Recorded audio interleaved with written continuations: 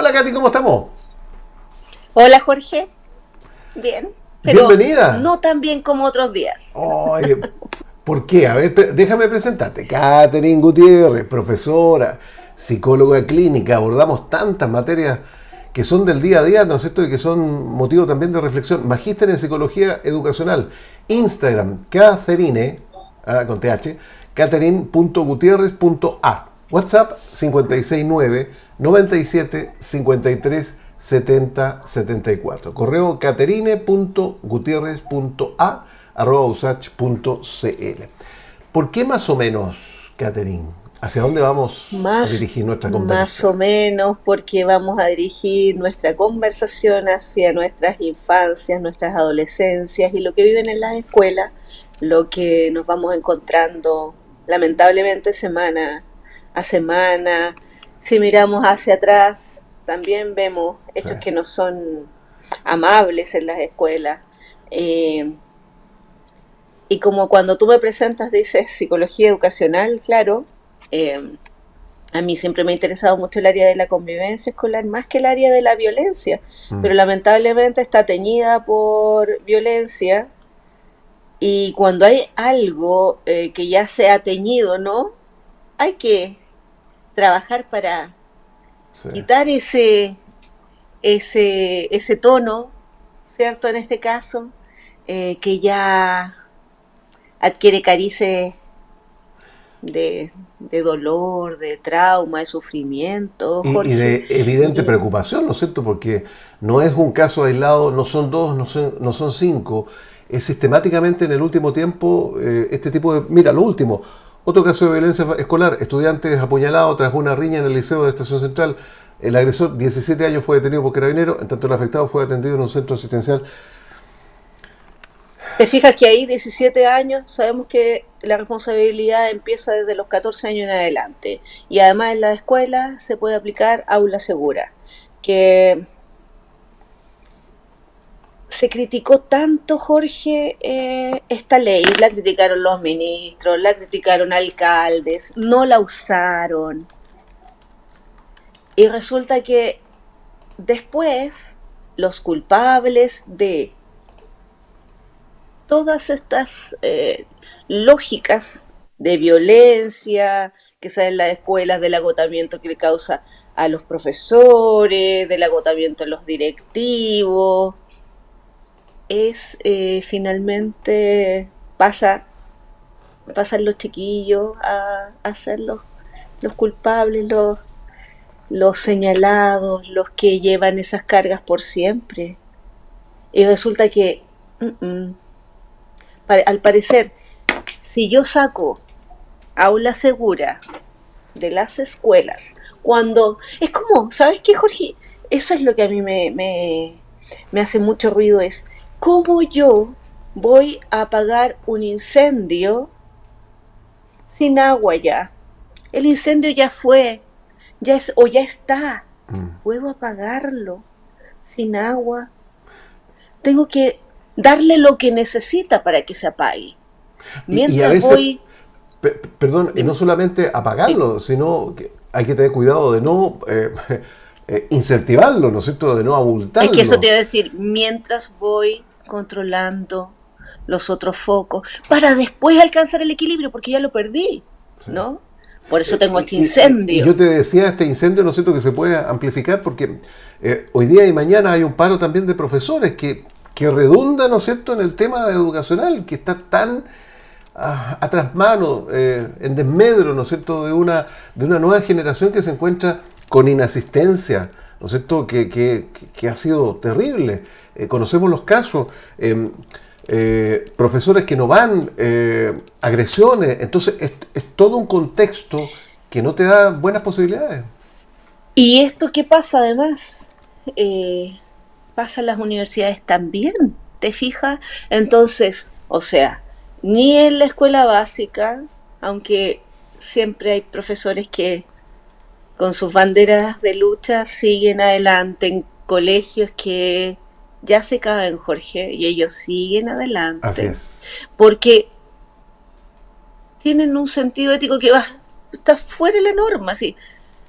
Se les pide hacer mucho con muy poco. Hay algunos que son capaces de hacerlo porque tiene que ver con sus historias de vida, porque tienen que ver con cómo la escuela los rescató, nos rescató, no me incluyo.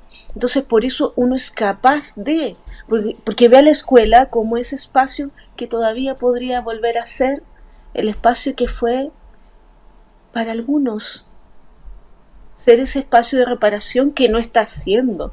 Si hay un espacio, Jorge, en el que todos los niños de Chile llegan es a la escuela. Entonces, tú dices, ¿por qué tantos juegos políticos, tantos egos, Jorge? Y nadie se Mm. fija en lo que une.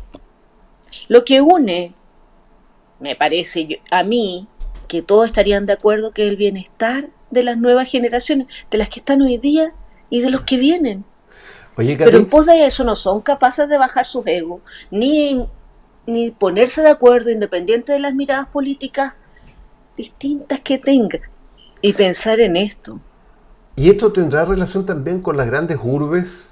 Y te lo pregunto porque hay localidades tan distantes, tan apartadas, ¿no es cierto?, en nuestro territorio, y se tiene que caminar kilómetros y kilómetros el estudiante para llegar al aula, y también los profesores, los docentes, y lo hacen con tanta alegría, con tanto entusiasmo, con tanta ansia, con tanta dedicación. ¿Qué pasa acá? ¿Hay una Mira, diferencia? ¿Notas tú? ¿Crees tú en esa diferencia? creo en esa diferencia, sin embargo, yo hice un estudio con encargados de convivencia escolar hace algunos años y dentro de eso entrevisté gente del sur, de islas de Chiloé, de Colchamo, recuerdo, de todas esas localidades, en esos lugares donde uno piensa que no van a haber problemáticas de convivencia y fíjate que igualmente se Las dan, hay. las hay. Mm. Entonces, la globalización también permite, si bien permite muchas cosas que son favorables, también nos hace, cierto, parte de estas lógicas que se van dando de violencia y de maltrato. De hecho, mira, se polariza a tal punto, Jorge, que lo que no es maltrato se ve como maltrato. ¿Te fijas? Por ejemplo, lo que yo en algún momento he comentado que tiene que ver con cuestiones que son culturales. Cómo padres o familias extranjeras, inmigrantes cuidan de sus hijos, que es distinto a nuestra cultura. Cosas como, por eso te digo, que no se indaga bien, que terminan en tribunales, en PRM, porque no se indaga y se ven como maltrato. Y otras que sí son maltrato. O sea, si uno, Jorge, analizara y dijera, los niños y los jóvenes quieren asistir hoy día a los colegios, también estoy un poco resfriada, parece. O me estoy resfriando con la emoción. Si la emoción resfría, digo yo. Eh, si, mira, ¿viste? Se me fue mi idea. Hay que tomarla. Ayúdame. Espérate, te voy a traspasar Porque un te poco dije, también de energía de resfrío. Mira que yo estoy en las mismas, no te preocupes, no te preocupes. no, es que, ¿sabes lo que pasa, Jorge? Estos son temas que a mí personalmente, eh, como ser humano, como profesora, como psicóloga, como investigadora, me tocan y me tocan en muchos aspectos porque, por ejemplo, para investigar todos estos temas, tú tienes que pertenecer a una institución. Si no perteneces a una institución, tú lo haces sola, como lo hago yo habitualmente, que como que no me caso mucho con las instituciones por lo mismo, porque no me gustan tanto, porque te van pidiendo cosas que tienen que involucrar la ética, que te calles de esto, que te calles de lo otro, entonces prefiero hacer mis investigaciones solita, ¿no? Y ir y subir artículos en revistas donde estás días y días llenando formas que son acuerdos, sí, pero donde no todas las personas, Jorge, pueden llegar, donde tienes que tener grados de, por ejemplo, magíster, no solo profesionalizantes, sino que tengan este sello de investigación. ¿Y quiénes llegan ahí? Es difícil que lleguen los niños que están en estas escuelas o en nuestros liceos o en las universidades públicas que también están en paro, como ¿cierto? Un tránsito entre este descontento, este malestar que viven en las comunidades educativas que se traspasa, ¿no? A las escuelas, o sea, a las universidades. Y finalmente, porque yo te mencionaba al inicio, ministros, alcaldes, porque ellos salen diciendo cosas como aula segura, jaula insegura, por decir algo, dando cuenta como de que estas leyes restringen o, mira, pusieron estas leyes en vigencia y esto se puso peor, porque no hacen los planes de contención adecuados, no los hacen antes, que a mí eso me parece aberrante teniendo los recursos. La política de convivencia escolar nació el 2002. Hoy día le llaman política de convivencia educativa, le cambian los nombres, pero los enfoques no están funcionando. O sea, ya la gente, mira, antes cuando yo hice investigaciones tenía que ir a la superintendencia y ver los porcentajes y revisarlos. Hoy día no necesito, basta con que mire un titular para saber que sube y sube y sube. ¿Te fijas? Sí. ¿Y quiénes están sufriendo? Sí, sufrimiento. Cuando uno dice, alguien sufre, es que alguien no vive como debería vivir, que no se desarrolla como debería desarrollarse. Y en las universidades todavía están con currículos antiguos en la formación de profesores y en la formación de los psicólogos. Lamentablemente estamos hablando todavía por varios años de gestión. Y las Hay un punto. emociones es difícil gestionarlas, son enfoques, son miradas. Yo trabajo desde otro enfoque que, como tú has visto, tiene mucho más que ver con lo psicoanalítico, pero lo relacional, lo que se da en esta interrelación, en ese caso entre el profesor y el estudiante. Cuando yo hago investigación, la última que hice con los encargados de convivencia escolar, ahí veía, ellos son el vestigio de ese profesor, de ese que une, de ese que cuida, y se ve mermada su labor por una cantidad de labores Sí. administrativas, por un porque no tienen equipos, porque estas leyes caen también sobre ellos. Pero hay que entender que la ley viene cuando ya hay algo que se rompió y en este caso, si hay algo roto, si hay algo roto, o sea, tenemos estudiantes que se han quemado en sus escuelas. ¿A ti te parece que alguien podría pensar, independiente de que ellos hayan tenido o no? Porque no lo sé, ni el fiscal lo sabe todavía en estos casos, por algo no imputa, ¿no? Sino que deja ahí todo abierto En investigación, digamos. ¿Eh? en En investigación. esos procesos Finalmente, eternos. Pero bueno. porque hay que investigar, hay que, mira, palabras de convivencia escolar ahora, como me decía el año pasado, una encargada me decía, ahora la palabra estrella es que se dé el debido proceso. ¿A ti te Claro. parece eso de una escuela? Eso es de otro sistema. Pero es ahí donde estamos ahora. ¿Cómo corregimos esto? ¿Cómo corregimos y no ponemos la responsabilidad en los jóvenes? Ellos se harán cargo, ¿cierto?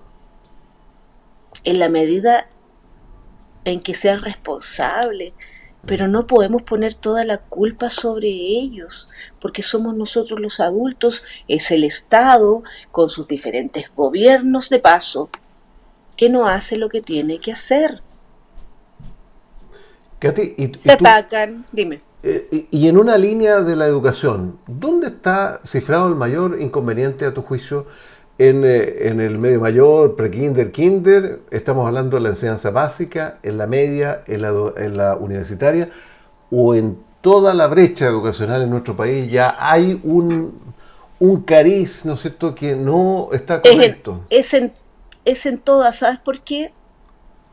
Porque cuando tú haces clases, por ejemplo, en educación parvularia, te das cuenta que los enfoques que se utilizan para comprender la violencia están errados. Entonces, tú ves que cuando se da una situación de violencia en el aula de pequeñitos, estamos hablando, por ejemplo, medio mayor, lo que se hace es estigmatizar al niño. Es este niño lo sacamos, vamos a ponerlo allá solito, que trabaje solo. Tratamos de controlar, ¿te fijas? Y resulta que, de acuerdo a todo lo que hemos visto incluso en los programas, la violencia que el niño está mostrando es un llamado de auxilio y nosotros como educadores deberíamos ser capaces de verlo. No lo podemos ver porque no se nos está enseñando en las universidades tampoco, y la única forma de poder acudir a ese llamado de una manera que no sea apartar es haber encontrado a alguien que te lo haya enseñado, porque tú generalmente enseñas como fuiste enseñado. Entonces, si tuviste en tu hogar a alguien que fue amable, o tuviste un profesor que te tomó o tomó a otros compañeros que hacían estas cosas de una manera amorosa, donde les habló, donde los incluyó, entonces tú vas a hacer lo mismo. Ahora, yo te digo que trabajo de este enfoque que es psicoanálisis relacional, y alguien podría decir, pero el psicoanálisis como que habla de adentro. No, psicoanálisis que como que es intrapsíquico y no del ambiente, no. El relacional trabaja con el ambiente y tú lo que haces es cambiar el ambiente. Entonces, la mirada psicoanalítica lo que te permite, y que no está presente en la política de convivencia escolar este enfoque, te permite leer los espacios y leer las interacciones de una manera tal que permite leer también lo que está más escondido, lo que está por debajo.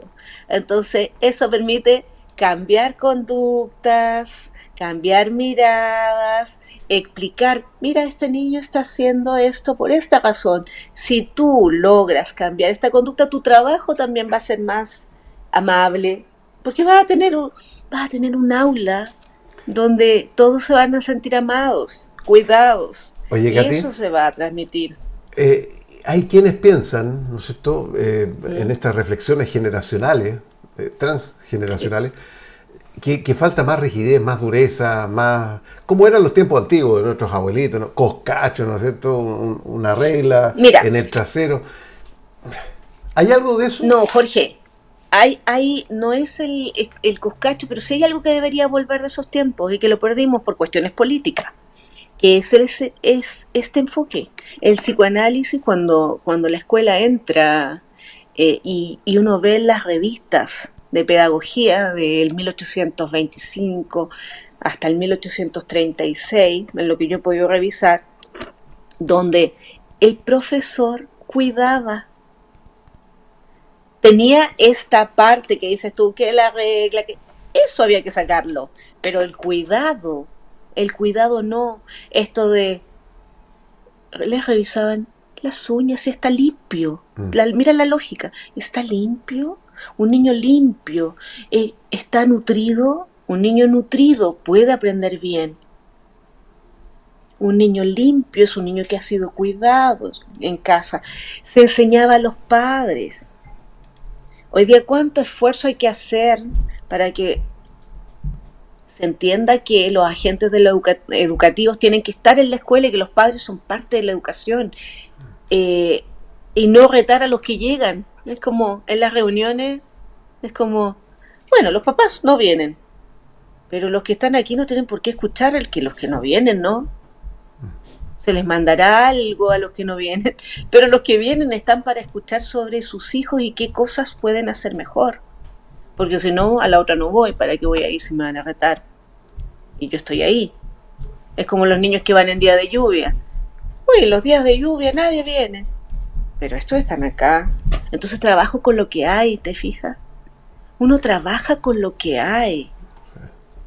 Y a partir de ahí va tejiendo, remendando de alguna manera. ¿Qué cantidad de trabajo hay que hacer? Nos queda un minutito, Katy. Yo no sé, como corolario, algunos tips. Revisar la formación curricular también de... Sí, hay que revisarla. Sí, sí, Es exactamente. importantísimo. ¿Eh? Este enfoque con el que nació la educación tiene que volver, Jorge. Tiene que volver. Y a mí me da lo mismo, políticamente, eh, lo que tengan que hacer. Pero esto permite una ampliación, otra mirada, que, que puedan las escuelas volver a ser espacios de cuidado. Todos los niños pasan por las escuelas, pongamos en las escuelas el aprender a vivir con otros realmente como fue el horizonte ético de esta política, así nació.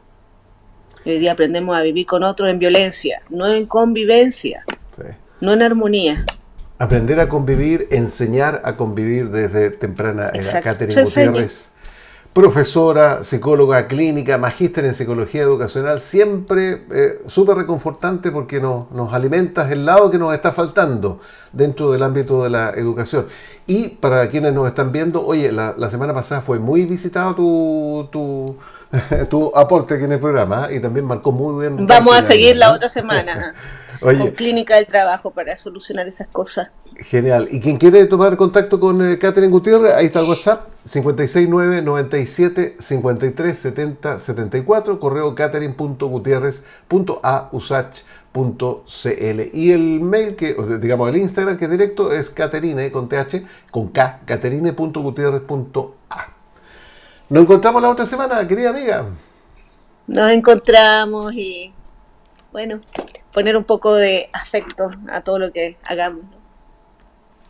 Que tengan buena semana.